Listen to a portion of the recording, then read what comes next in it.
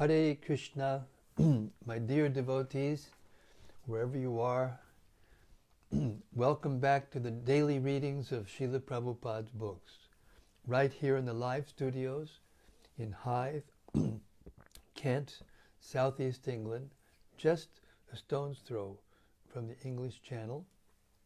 We're here trying to create an atmosphere and maintain an atmosphere where the transcendental sound of Srila Prabhupada's books is prominent and the only thing that's going on. That's our goal. We're headed in the right direction. Thanks to all of you. Hare Krishna. We have our honored guests again today.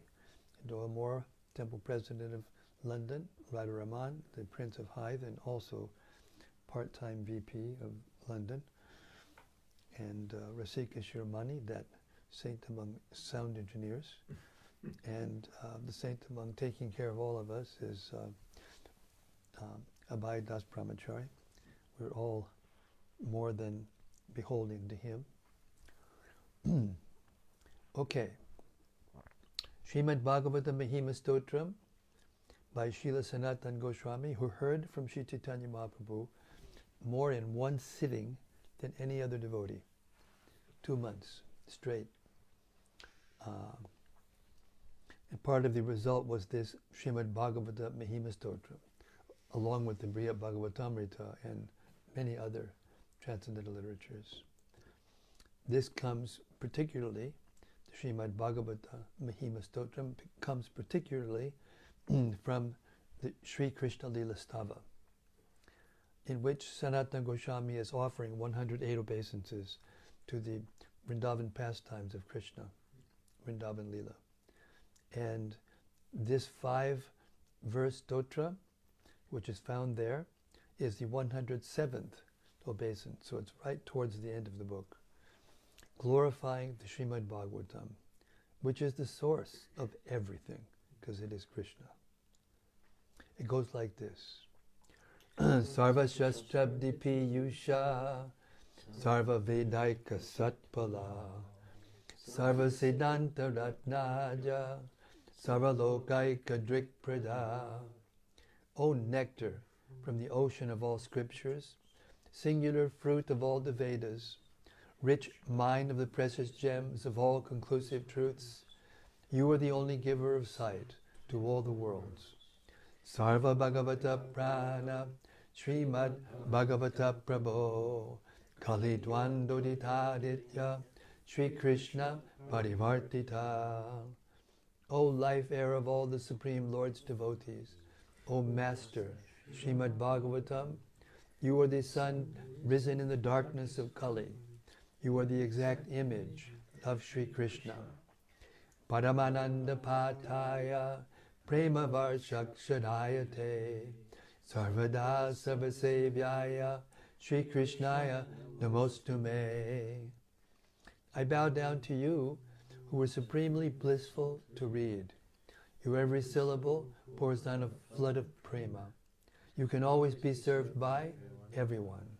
You are Sri Krishna himself. Madeka Bando Matsangin Madguro Mad Mahadana Mandistadaga Mad Bhagya Mad Ananda Namostute. My only friend, my constant companion, my spiritual master, my great wealth, my savior, my good fortune, my source of ecstasy, I bow down to you. Asadu sadutadayin atini chochatakada anamunchagadachin mam premna ritkantayok spura.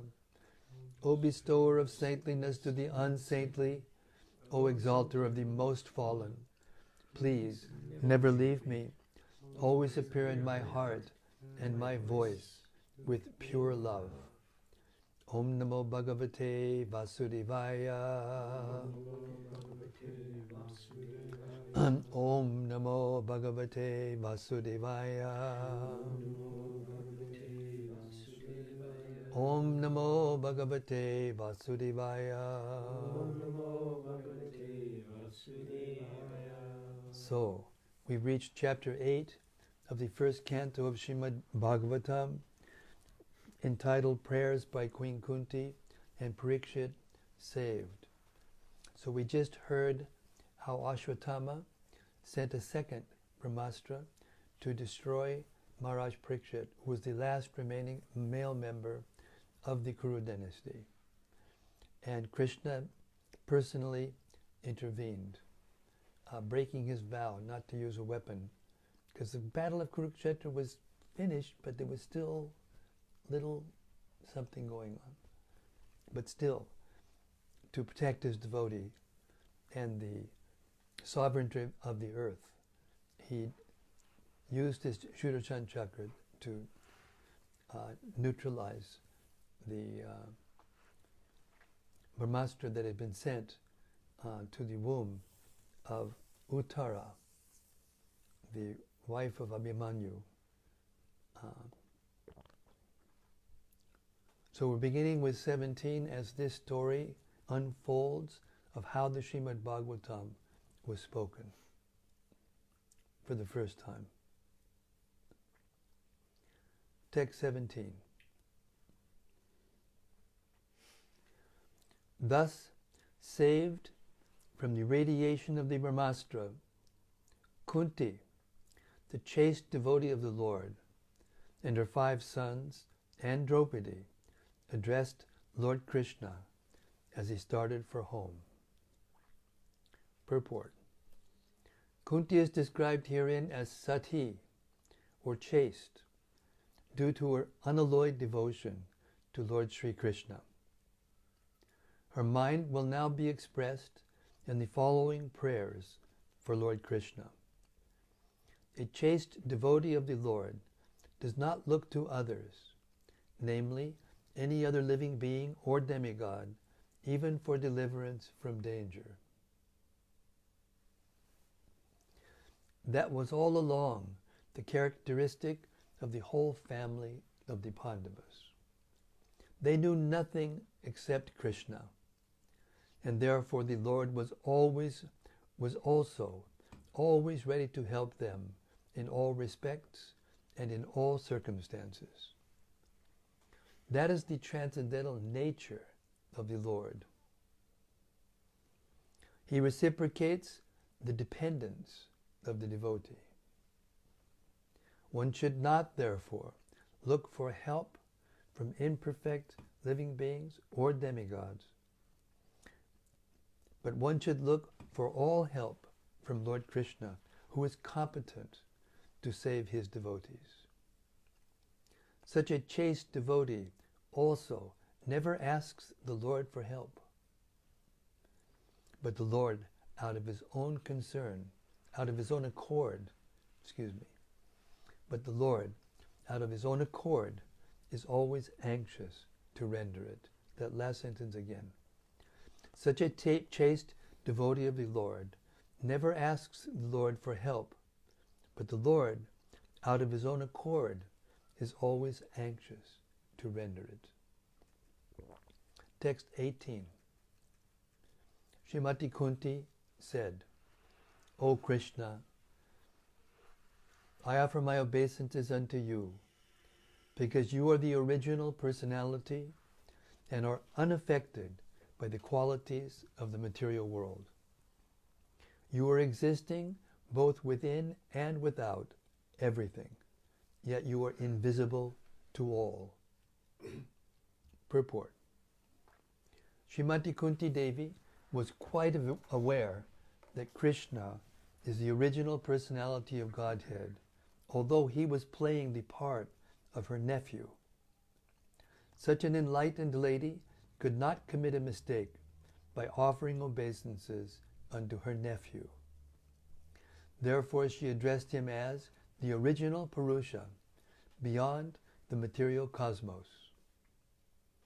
Although all living entities are also transcendental, they are neither original nor infallible.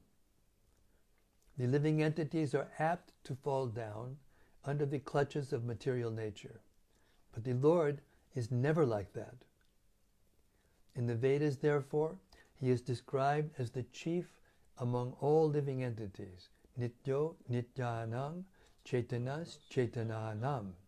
Katha Upanishad 2:13. Then again, he is addressed as Ishvara, or the controller.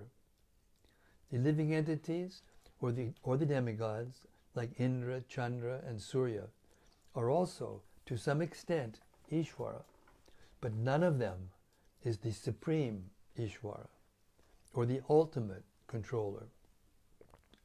He is the Parameshvara, or the Supersoul. He is both within and without. Although he was present before Srimati Kuntī as her nephew, he was also within her and everyone else. In the Bhagavad Gita 15:15, the Lord says, I am situated in everyone's heart, and only due to me one remembers, forgets, and is cognizant, and so on. Through all the Vedas, I am to be known, because I am the compiler of the Vedas, and I am the teacher of the Vedanta. Queen Kuntī affirms that the Lord, although both within and without all living beings, is still invisible. The Lord is, so to speak, a puzzle for the common man. Queen Kuntī experienced personally that Lord Krishna was present before her, yet he entered within the womb of Uttara to save her embryo from the attack of Ashwatthama's Brahmastra. Kunti herself was puzzled about whether Sri Krishna is all-pervasive or localized. In fact, he is both. But he reserves the right of not being exposed to persons who are not surrendered souls. This checking curtain is called the Maya energy of the Supreme Lord, and it controls the limited vision of the rebellious soul. It is explained as follows. Text 19.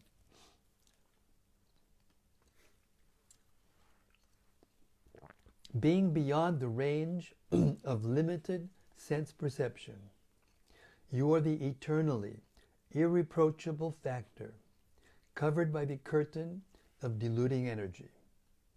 You are invisible to the foolish observer, exactly as an actor dressed as a player is not recognized. Purport. In the Bhagavad Gita, Lord Sri Krishna affirms that less intelligent persons mistake him to be an ordinary man like us, and thus they deride him. The same is confirmed herein by Queen Kuntī. The less intelligent persons are those who rebel against the authority of the Lord. Such persons are known as asuras. The asuras cannot recognize the Lord's authority. When the Lord himself appears amongst us as Rama, Nishinga, Varaha, or in his original form as Krishna, he performs many wonderful acts which are humanly impossible. As we shall find in the 10th canto of this great literature, Lord Sri Krishna exhibited his humanly impossible activities even from the days of his lying on the lap of his mother. He killed the Putana witch, although she smeared her breast with poison just to kill the Lord. The Lord sucked her breast like a natural baby, and he sucked out her very life also. Similarly, he lifted the Govardhan hill, just as a boy picks up a frog's umbrella, and stood several days, continuously, just to give protection to the residents of Vrindavan. These are some of the superhuman activities of the Lord described in the authoritative Vedic literatures, like the Purāṇas, Itihasas, histories, and Upanishads. He has delivered wonderful instructions in the shape of the Bhagavad Gita. He has shown marvelous capacities as a hero, as a householder, as a teacher, and as a renouncer. He is accepted as the Supreme Personality of Godhead by such authoritative personalities as Vyas, Devala, Asita, Narada, Madhva, Shankar, Ramanuja, Sri Chaitanya Mahaprabhu, Jiva Goswami, Vishwanath Chakrabarti, Bhaktisiddhanta Saraswati, and all other authorities of the line. He himself has declared as much in many places in the authentic literatures. And yet, there is a class of men with demoniac mentality who are always reluctant to accept the Lord as the Supreme Absolute Truth. This is partially due to their poor fund of knowledge and partially due to their stubborn obstinacy, which results from various misdeeds in the past and present. Such persons could not recognize Lord Sri Krishna even when he was present before them. Another difficulty is that those who depend more on their imperfect senses cannot realize him as the Supreme Lord. Such persons are like the modern scientist. They want to know everything by their experimental knowledge. But it is not possible to know the Supreme Person by imperfect experimental knowledge. He is described herein as adhoktaja, or beyond the range of experimental knowledge. All our senses are imperfect.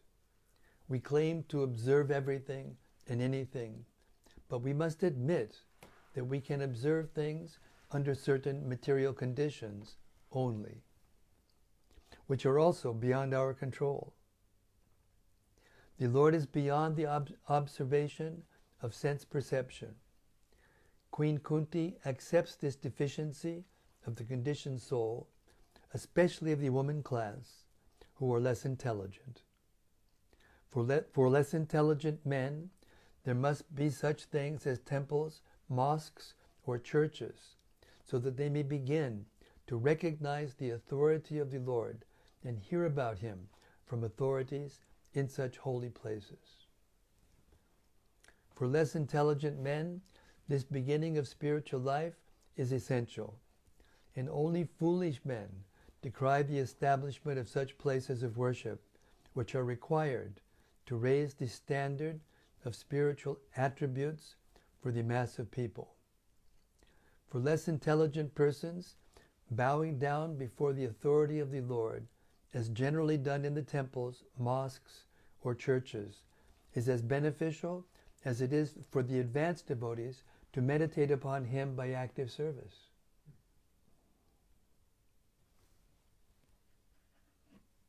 Let that sink in. Text 20.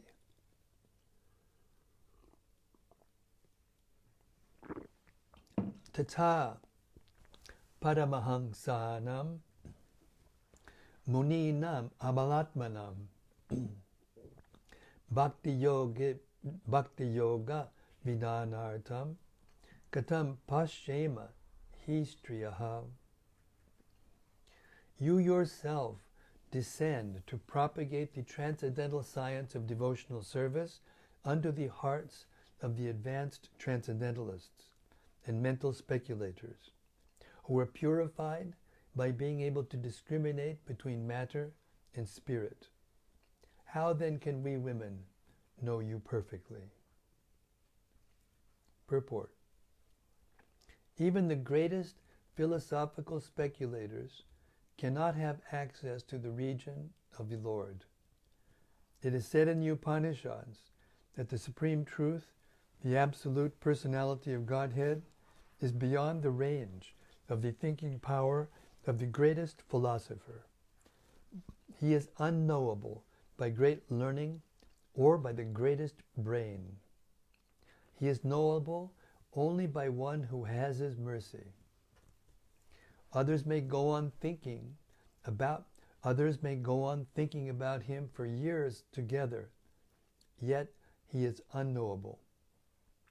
This very fact is corroborated by the queen, who was playing the part of an innocent woman. Women in general are unable to speculate like philosophers, for they are blessed by the Lord. But they are blessed by the Lord because they believe at once in the superiority and almightiness of the Lord, and thus offer obeisances without reservation. The Lord is so kind that he does not show special favor only to one who is a great philosopher. He knows the sincerity of purpose. For this reason only, women generally assemble in great numbers in any sort of religious function. In every country and in every sect of religion, it appears that the women are more interested than the men. This simplicity of acceptance of the Lord's authority is more effective than showy, insincere religious fervor. Text 21. Krishnaya Vasudevaya Devaki Nandanaya Cha Nanda Gopakumaraya Govindaya Namo Namaha. Let me therefore offer my respectful obeisances unto the Lord, who has now become the son of Vasudeva, the pleasure of Devaki, the boy of Nanda, and the other cowherd men of Vrindavan, and the enlivener of the cows and the senses. Purport. The Lord, being thus unapproachable by any material assets, out of unbounded and causeless mercy, descends to the earth as he is, in order to show his special mercy upon his unalloyed devotees, and to diminish the upsurges of the demoniac persons. Queen Kuntī specifically adores the incarnation or descent of Lord Krishna above all other incarnations, because in this particular incarnation he is more approachable. In the Rama incarnation, he remained a king's son from his very childhood. But in the incarnation of Krishna, although he was a son of a king, he at once left the shelter of his real father and mother, King Vasudeva and Queen Devaki, just after his appearance, and went to the lap of Yashoda Mayi to play the part of an ordinary cowherd boy in the blessed Brajabhumi, which is very sanctified because of his childhood pastimes. Therefore, Lord Krishna is more merciful than Lord Rama. He was undoubtedly very kind to Kunti's brother Vasudeva and the family. Had he not become the son of Vasudeva and Devaki, Queen Kuntī could not claim him to be her nephew, and thus address Krishna in parental affection. But Nanda and Yashoda are more fortunate because they could relish the Lord's childhood pastimes, which are more attractive than all other pastimes. There is no parallel to his childhood pastimes as exhibited at Brajabhumi, which are replicas of his eternal affairs in the original Krishna Loka, described as the Chintamani Dham in the Brahma Samhita. Lord Sri Krishna descended himself at Brajabhumi with all his transcendental entourage and paraphernalia. Sri Chaitanya Mahaprabhu therefore confirmed that no one is as fortunate as the residents of Brajabhumi, and specifically the cowherd girls, who dedicated their everything for the satisfaction of the Lord.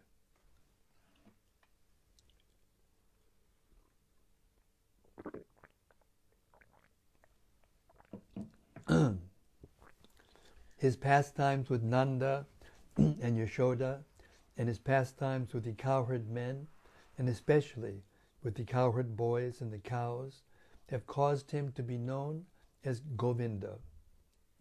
Lord Krishna as Govinda is more inclined to the Brahmanas and the cows, indicating thereby that human prosperity depends more on these two items, namely Brahminical culture and cow protection. Lord Krishna is never satisfied where these are lacking. Text 22.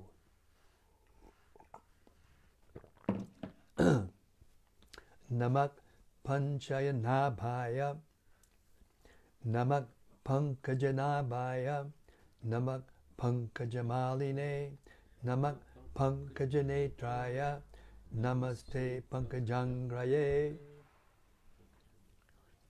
My respectful obeisances are unto you, O Lord, whose abdomen is marked with a depression like a lotus flower, who are always decorated with garlands of lotus flowers, whose glance is as cool as the lotus, and whose feet are engraved with lotuses. Purport. Here are some of the specific symbolical marks on the spiritual body of the personality of Godhead, which distinguish his body from the bodies of all others. They are all special features of the body of the Lord. The Lord may appear as one of us, but he is always distinct by his specific bodily features.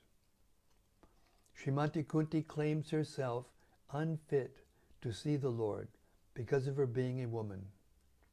This is claimed because women, Shudras, the laborer class, and the Dvija Bandhus, or the wretched descendants of the higher three classes, are unfit by intelligence to understand transcendental subject matter concerning the spiritual name, fame, attributes, forms, and so on of the Supreme Absolute Truth.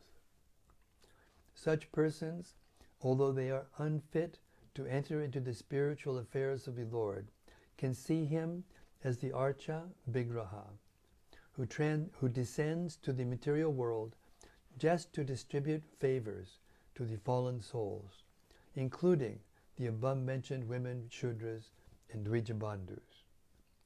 Because such fallen souls cannot see anything beyond matter, the Lord condescends to enter into each and every one of the innumerable universes as the Garbhodakashayi Vishnu, who grows a lotus stem from the lotus-like depression in the center of his transcendental abdomen.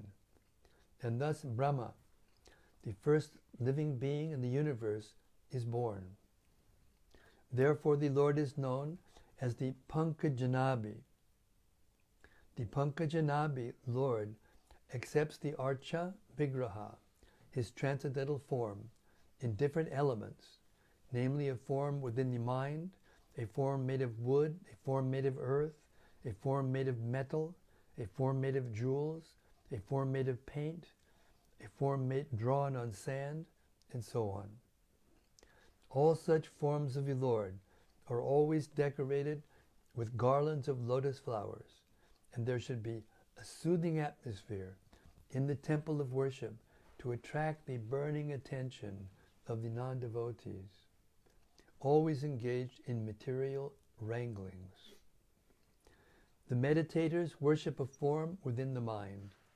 Therefore the Lord is merciful even to the women, Shudras, and Dvija Bandhus, provided they agree to visit the temple of worship in different forms made for them.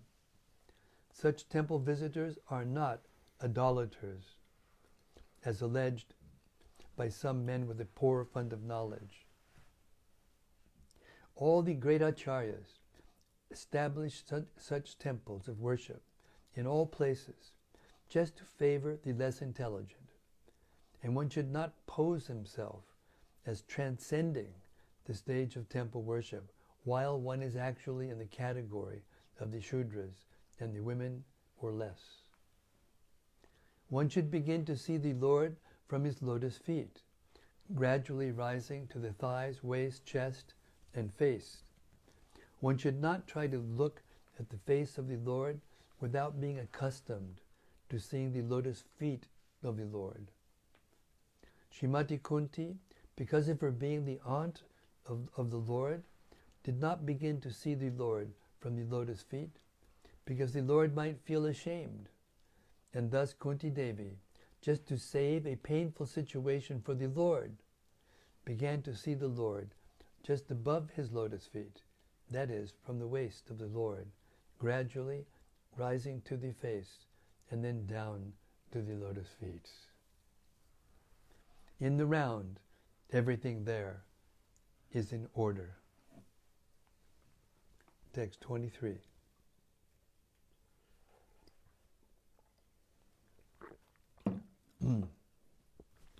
O Rishikesha, master of the senses and lord of lords, you have released your mother, Devaki, who was long imprisoned and distressed by the envious King Kamsa, and me and my children from a series of constant dangers. Purport. Devaki, the mother of Krishna and sister of King Kamsa, was put into prison along with her husband, Vasudeva, because the envious king was afraid of being killed by Devaki's eighth son, Krishna.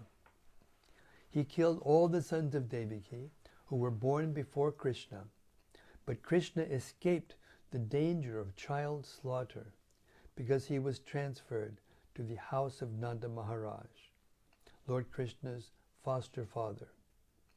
Kuntī Devi, along with her children, was also saved from a series of dangers. But Kuntī Devi was shown far more favor because Lord Krishna did not save the other children of Devaki, whereas he saved the children of Kuntī Devi. This was done because Devaki's husband, Vasudeva, was living, whereas Kuntī Devi was a widow, and there was none to help her except Krishna. The conclusion is that Krishna endows more favor to a devotee who is in greater dangers. Sometimes he puts his pure devotees in such dangers because in that condition of helplessness, the devotee becomes more attached to the Lord. The more the attachment is there for the Lord, the more success is there for the devotee. Text 24. My dear Krishna, your Lordship has protected us from a poisoned cake, from a great fire, from cannibals, from the vicious assembly, from sufferings during our exile in the forest, and from the battle where great generals fought. And now you have saved us from the weapon of Ashwatthama. Purport. The list of dangerous encounters is submitted herein. Devaki was once put into difficulty by her envious brother. Otherwise, she was well. But Kuntī Devi and her sons were put into one difficulty after another for years and years together.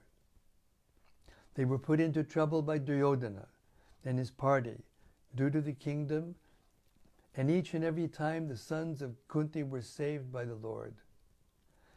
Once, Bhima was administered poison in a cake. Once they were put into a house made of lac that was set afire. And once Draupadi was dragged into the vicious assembly of the Kurus, and attempts were made to insult her by stripping her naked.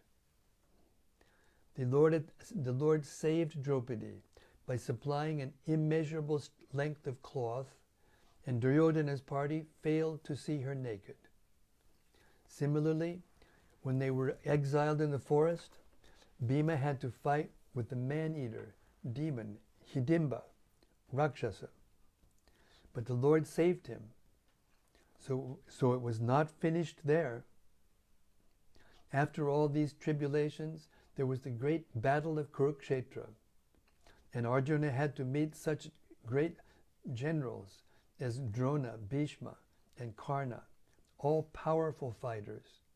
And at last, even when everything was done, there was the Brahmastra the Brahmastra released by the son of Dronacharya to kill the child within the womb of Uttara.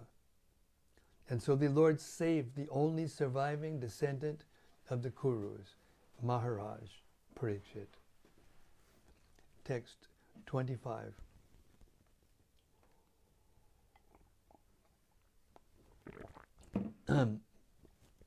Vipadak santutak shaswat tatra tatra jagat guru bhavato darshanam yat syad apunar bhavadarshanam.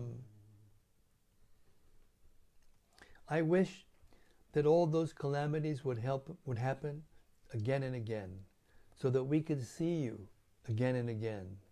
For seeing you means that we will no longer see repeated births and deaths. Purport.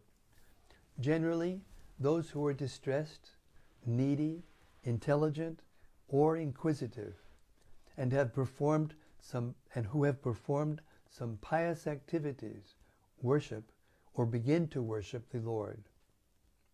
Others, who are thriving on misdeeds only, regardless of status, cannot approach the Supreme due to being misled by the illusory energy. Therefore, for a pious person, if there is some calamity, there is no other alternative than to take shelter of the lotus feet of the Lord. Constantly remembering the lotus feet of the Lord means preparing for liberation from birth and death. Therefore, even though there are so-called calamities, they are welcome, because they give us an opportunity to remember the Lord, which means liberation.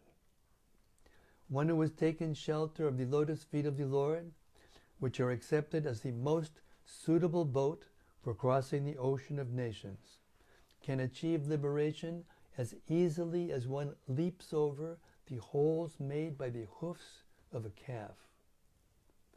Such persons are meant to reside in the abode of the Lord, and they have nothing to do with a place where there is danger at every step. This material world is certified by the Lord in the Bhagavad Gita as a dangerous place full of calamities. Less intelligent persons prepare plans to adjust those calamities without knowing that the nature of this place is itself full of calamities. They have no information of the abode of the Lord, which is full of bliss and without trace of calamity. The duty of the sane person, therefore, is to be undisturbed by worldly calamities, which are sure to happen in all circumstances. Suffering of all sorts of unavoidable misfortunes, one should make progress in spiritual realization, because that is the mission of human life. The spirit soul is transcendental to all material calamities. Therefore, the so-called calamities are called faults. A man may see a tiger swallowing him in a dream, and he may cry for this calamity. Actually, there is no tiger, and there is no suffering. It is simply a case of dreams. In the same way, all calamities of life are said to be dreams. If someone is lucky enough to get in contact with the Lord by devotional service, it is all gain. Contact with the Lord by any one of the 9 devotional services is always a forward step on the path going back to Godhead. Hare Krishna. And we will stop there at text 26 and open up the airways for the reflections of the devotees on any point that came out in their minds. Hare Krishna. Please be our guest.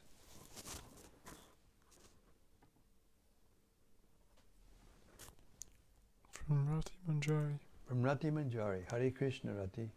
She says, Jai Guru Maharaj, the creme de la creme. Yes, the teachings of Queen Kuntī. It's very hard sometimes not to make comments while I'm reading, isn't it?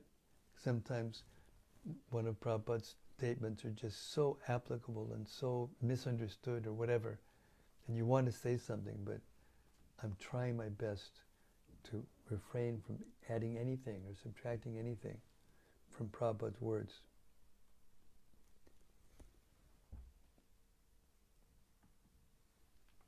So the glories of Queen Kuntī that were spoken by Prabhupada in these purports, after she admitted, this wasn't coming from him, she admitted that she was less intelligent. So there's the most saintly woman admitting that she's less intelligent because she's a woman. So this isn't something that we should edit out of the books. If we think we can do that in order to satisfy the public, then we will lose the thread and lose the taste and lose the empowerment to spread Krishna consciousness and help this world which is suffering so much from all of these things. Okay, Hare Krishna, I just did what I promised I wouldn't do. Next, Hare Krishna.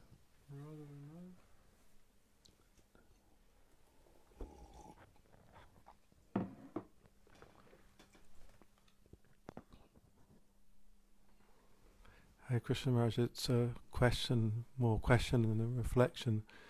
But you were mentioning that there were so many points in today's reading where it was tempting to say something. This was one point. I just wondered whether you wanted to make a further comment.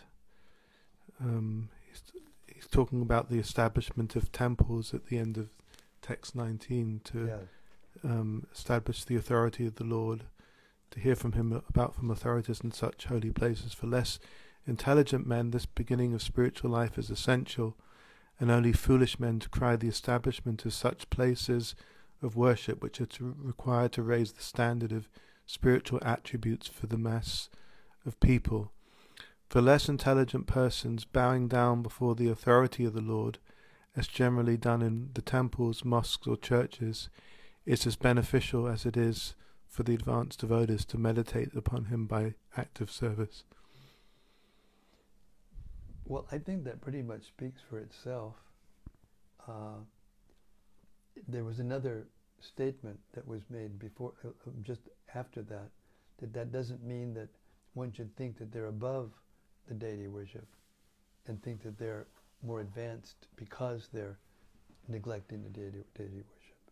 The most advanced devotees in the history of the world, dedicated themselves to the deities. They didn't always have big temples. Sanatana Goswami used to hang Madan Mohan in a tree and offer him chapatis without any salt. Sometimes he would complain, at least you can give me a little salt. He said, what can I do? I'm a poor, I'm mendicant, I don't have any money, I don't have anything. I just have to give you what I have. Oh, all right. And he would take it and reciprocate with him. So deity worship is essential. The Raj Bhoga deity worship in the large temples is particularly for the masses of people. And by definition, the masses of people are less intelligent and less advanced spiritually. So this is the Lord's mercy that he appears in that form in order to bring them to him. And there's a very strong statement, and I don't remember the Sanskrit, but the purport is that if one who thinks the deity is stone, then he becomes, it's a hellish mentality. He has a hellish mentality. But that doesn't mean also that devotees who are more advanced take to preaching the glories of the Lord and preaching to the people in general and showing by their example how treating others, other spirit souls, is as important as treating the deity with respect. Because that develops an atmosphere which will promote proper worship of the deity. That's all I have to say about that. If I keep going on, we're going to be late. We're already 10 minutes from the end. Hare Krishna. So deity worship is extremely important. It is the Panchatrika Vidhi, and the Bhagavat Marg, which is the preaching of the Bhagavatam, and the hearing and chanting of the glories of the Lord, is the goal. And one can say more important, but both have to be there. Both have to be there. Even we have our little, ashram here. It's not a big temple, but we have a beautiful altar that we change the deity, the main picture of the deity every day. And Abhay Das Brahmachari cleans every single item on the altar thoroughly every single day and puts everything back. And we have our Mangalarti and our reading of Bhagavad Gita and prayers every day at the same time, because it's required.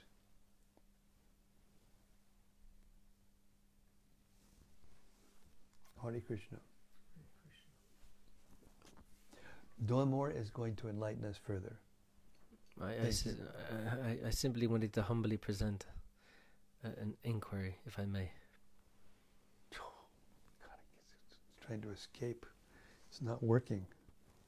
Beam me up, Scotty. Yeah. The dilithium crystals aren't working.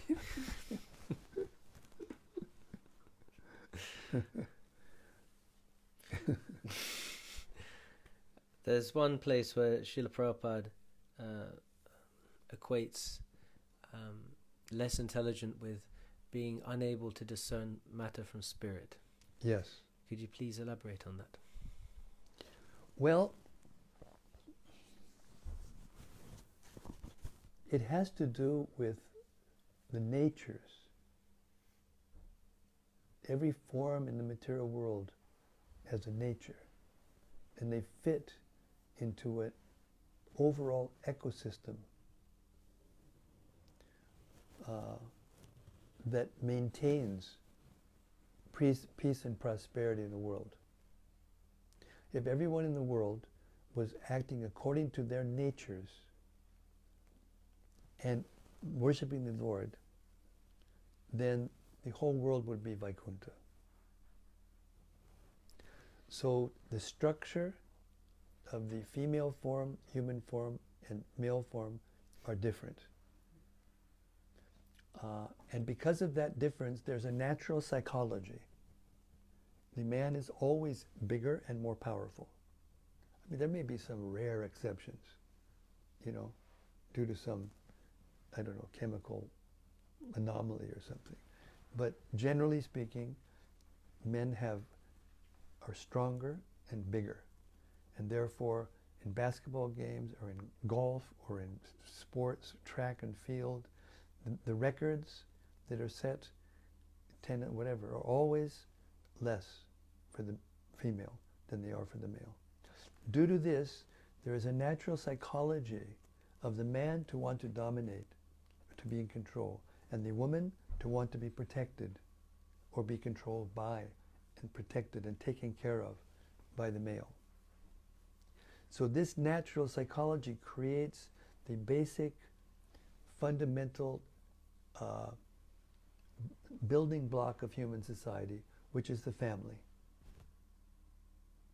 And when children are born, when they're wanted, and the parents love their children and take care of them, it creates an atmosphere in the world which is conducive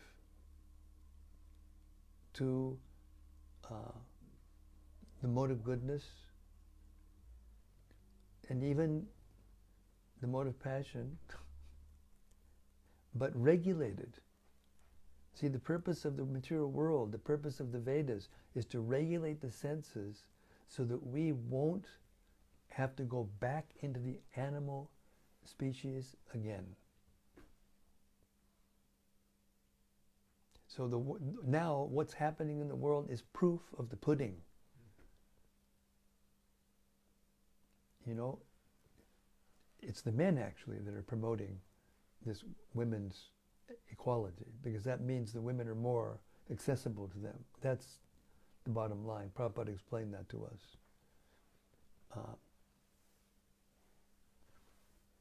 A 16-year-old boy can travel all over the world, no problem. But a 16-year-old girl, the parents will say, no way. Because it's natural. Because a 16-year-old girl will be more apt to be exploited. For this reason, and for the reason that when the child is born, the mother, the principle of the mother means guru.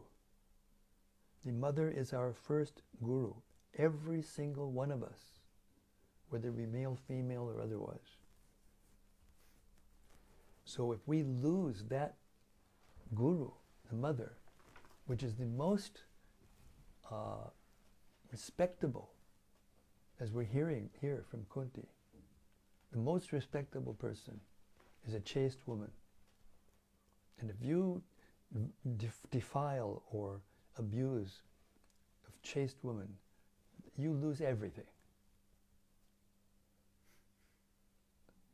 Therefore, the woman has the nature to be able to be with the baby during times when they, pass stool and urine and are completely dependent and needing to be played with, and the body is built in such a way that it's soft and nourishing in so many ways, giving the milk for the baby, the food. So the more that the roles of the human beings are lost, the peace of the world is lost, the prosperity, and the tendency to look for spiritual perfection.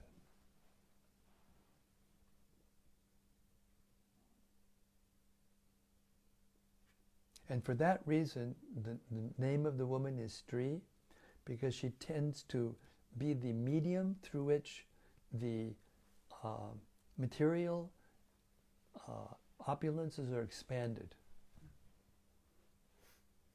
It's natural. It's natural.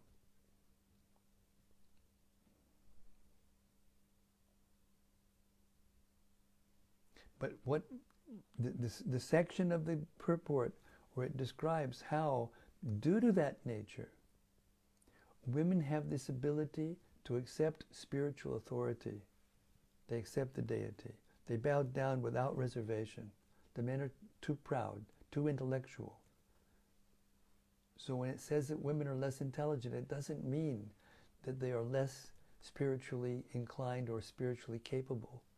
Therefore it says they can go to the supreme perfection of life. Te padanti gatim, te piyanti padam gatim.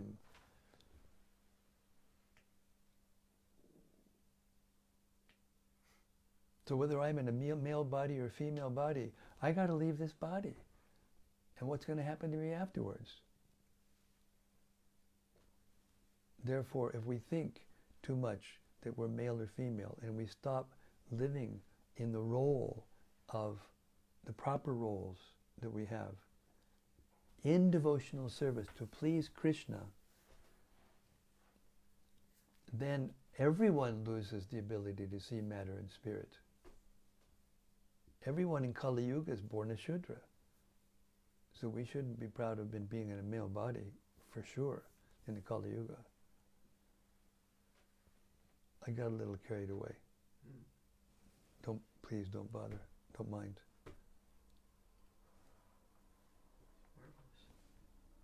But it didn't actually. It's the structure.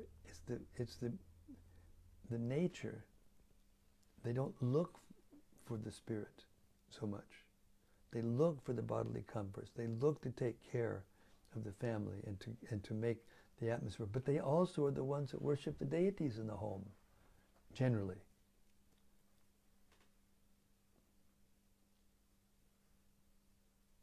Hare Krishna. Thank you for that lovely question, because it was you asking. I was able to answer something.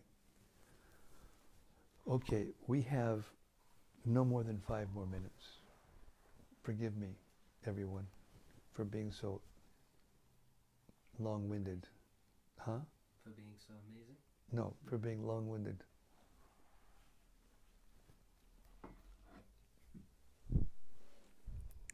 Gopakanya Devi Dasi.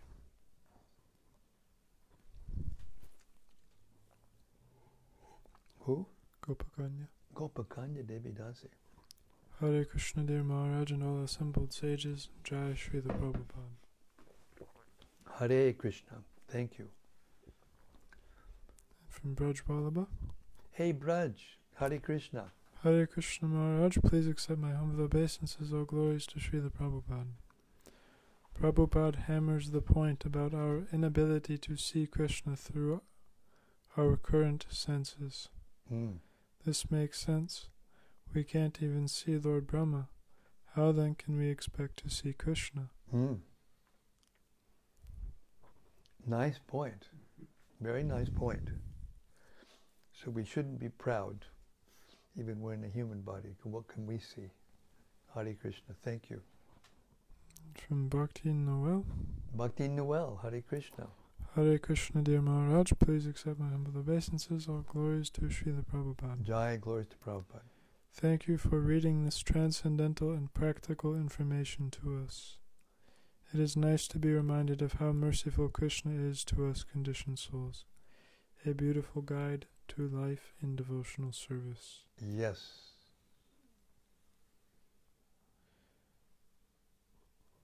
And from Subarao Rajagopal. Subarao Rajagopal. Hare Krishna, Maharaj, please accept my humble obeisances and all glories to Srila Prabhupada. Jai ho. Thank you for reading the Grantaraj Śrīmad-Bhāgavatam. It is very enlightening to hear from a pure devotee who has stayed in holy Vrajabhumi for many years. Hare Krishna, thank you. Well, Hare Krishna, thank you. And more from Braj Vallabha. Braj, Haribo. The adjustment of calamities is the way that most people live in this world. However, at some point, they will have to realize it just can't be done. Believe me, I have tried. Braj Vallabha, we're going to take your word for it. Realized knowledge. Thank you so much. And all of us are also in that boat. Yes. We're all in the same boat, as they say, together.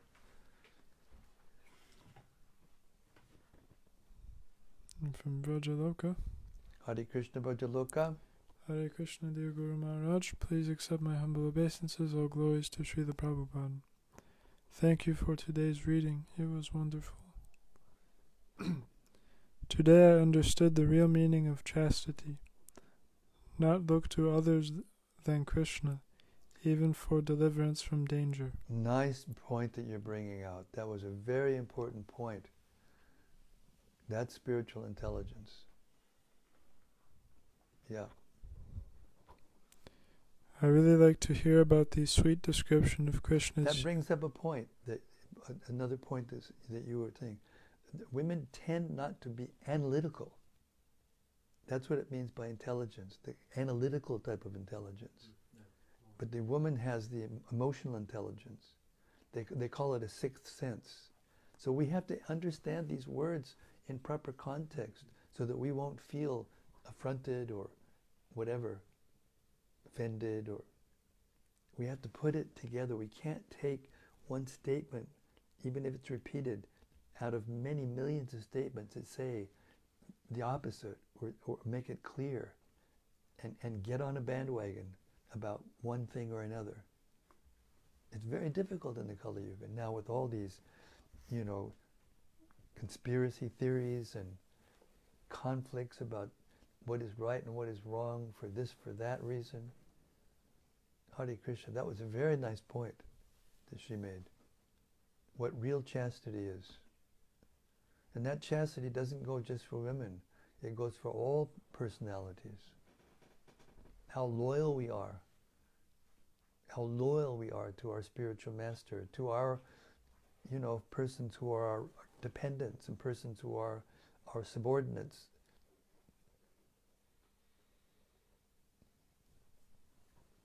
This is the rest of her comment. I really like to hear about the sweet description of Krishna's unique properties. I liked how Mother Kuntī praised him as the boy of Nanda and the other cowherd men of Vrindavan. And then we read in the purport that Krishna is more approachable than other incarnations. I also have a question. Can you please elaborate on what does exactly mean the term at the end of the 19th verse purport which Srila Prabhupada uses in connection with advanced devotees? Quote, meditate upon him by active service. Well, it means using your senses and whatever is given to you by the material nature and your own nature to please Krishna. It's as simple as that. If we do that, it doesn't make any difference what body we're in. It doesn't make a difference what our situation is socially or in any other way. It's the purpose of life. The Varnashram system is meant to please Krishna. If you are not doing it to please Krishna, then it is not Daivya Varnashram, it's a Suric Varnashram. A Suric Varnashram means just for us, nothing for Krishna. But Daivya Varnashram means we cooperate together in our natures and we don't try to dominate each other because we have a different nature, but we cooperate with one another to please Krishna and to serve Krishna. And with that, I have to beg forgiveness for all the devotees who have made comments that didn't get their comments read and talked about. Please forgive me. But we have to go because anyway, that's a whole issue about how long it takes to download from the Facebook. Hare Krishna. Śrīmad-Bhāgavatam ki jai. Samabheda Bhakta Brinda ki jai. Gaur Premanandi Hari Hari Bol. See you tomorrow night. Same time, same place, same topic. The rest of the prayers of Queen Kuntī. See you then tomorrow. Hare Krishna.